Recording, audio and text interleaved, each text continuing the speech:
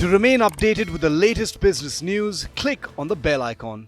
The rule says that the QIB portion has been subscribed up to 75%. In fact, it is almost 79%. So the issue should go through, but I think we'll have to wait for some more clarifications tomorrow, because from what we have heard from the market reports is that 80 to 85% the IPO has been subscribed.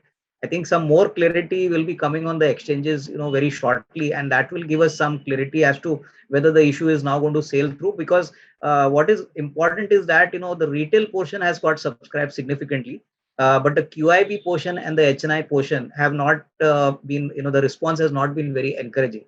And to that extent, I think that has been a big disappointment. I think the markets were obviously not very happy with the valuation of Star Health Insurance, despite the fact that it is a significant player in the health insurance market.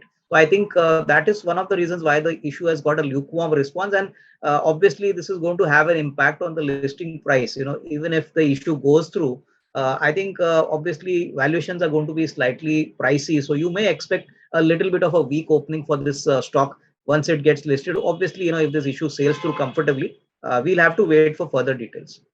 It is not a debacle for Rakesh Jhunwala, because quite frankly, he has invested in this company quite early. So he is in profits. Basically, the valuations which have been offered by the existing shareholders. In fact, a large part of the IPO which was planned was basically an OFS. So I think that was also another disappointment, which the markets thought that most of the money was going back to the existing promoters. Although Rakesh Jhunwala has clearly mentioned earlier that he is not going to sell any share which he holds in the company. So I think finally valuation is the final criteria.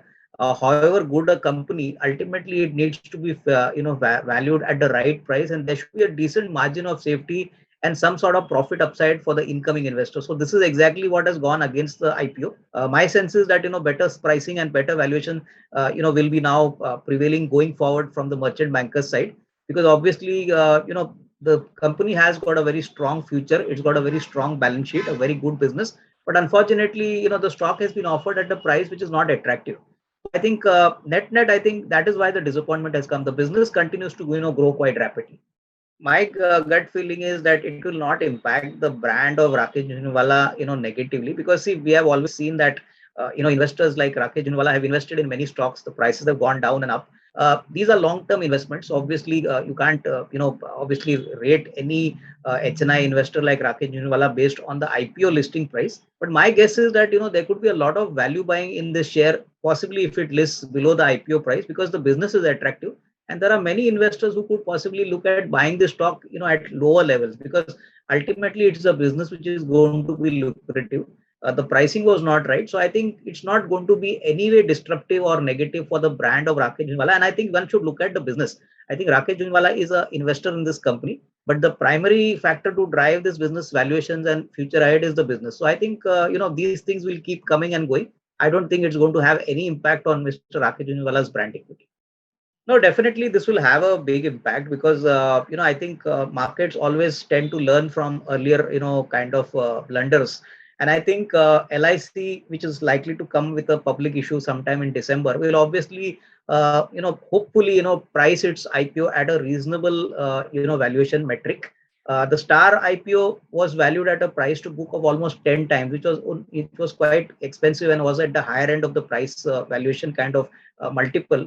So my guess is that this is definitely going to make most of the merchant bankers a little more cautious, and at least it shows that the markets are not going to digest any IPO at any price. I think unless there is good value on the table for incoming investors, most of the IPOs obviously try to take the benefit of the euphoria in the markets. But this is a good lesson. I think markets will definitely try to be more sensible. And going forward, hopefully LIC will price its IPO in a reasonable way, which will give a opportunity for both the retail and institutional investors to make money, not only in the short term, but even in the longer term. If you like the video, do like, comment, share and subscribe.